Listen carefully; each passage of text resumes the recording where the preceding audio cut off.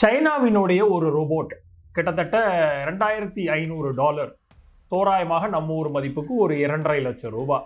அந்த ரோபோட்டை இன்றைக்கு கல்கோட்டியா அப்படிங்கிற ஒரு யூனிவர்சிட்டியின் சார்பாக அது தயாரிக்கப்பட்டது அப்படிங்கிறத நேற்றைக்கு நடந்த ஆர்டிஃபிஷியல் இன்டெலிஜென்ஸ் சம்மிட் பிரதம மந்திரி மோடி அவர்கள் திறந்து வைத்து வெகுவாக இந்தியாவினுடைய ஆர்டிஃபிஷியல் இன்டெலிஜென்ஸினுடைய அந்த பயணம், மேக் இன் இந்தியா பயணத்தை எல்லாத்தையும் விழாவாரியாக அவர் ரொம்ப பெருமையுடன் கூறின அந்த ஈவெண்ட்ல ஒரு காணொளி வெளியாகுகிறது.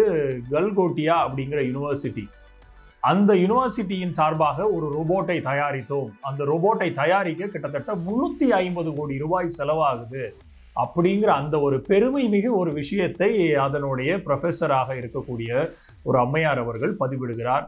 அது ஒட்டுமொத்தமாக உலக அரங்கில் பேசப்படுகிற பொருளாக மாறுறதுக்கு மிக முக்கியமான காரணம், அது எக்ஸ் தளத்தில் பதிவேற்ற போது சைனாக்காரர்கள் சைனா பல்ஸ் என்ற ஒரு ஹேண்டில் இருந்து அதற்கான ஒரு எதிர்வினையை ஆற்றுகிறார்கள்.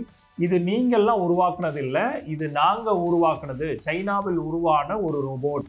இந்த ரோபோட்டின் விலை 2500 ரூபாங்கிறது அது பொது தளத்தில் அது விற்பனைக்குரிய ஒரு ரோபோட் அப்படிங்கிறது.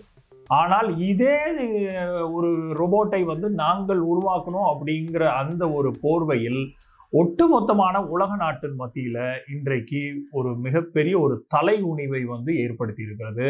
இதற்கு மிக முக்கியமாக இதனுடைய தலைவராக இருக்கிறவர், இதனுடைய அமைச்சராக இருக்கிற திரு அஸ்வினி குமார் அவர்களும் ரொம்ப பெருமை கலந்த ஒரு விஷயமாக ஆர்டிஃபிஷியல் சம்மிட்டை நடத்தி முடித்து அதில் இந்தியாவினுடைய ஆர்டிஃபிஷியல் இன்டெலிஜென்ஸ் ஜேர்னியை பற்றி விழாவாரியாக ரொம்ப பெருமையுடன் விவரித்தார்.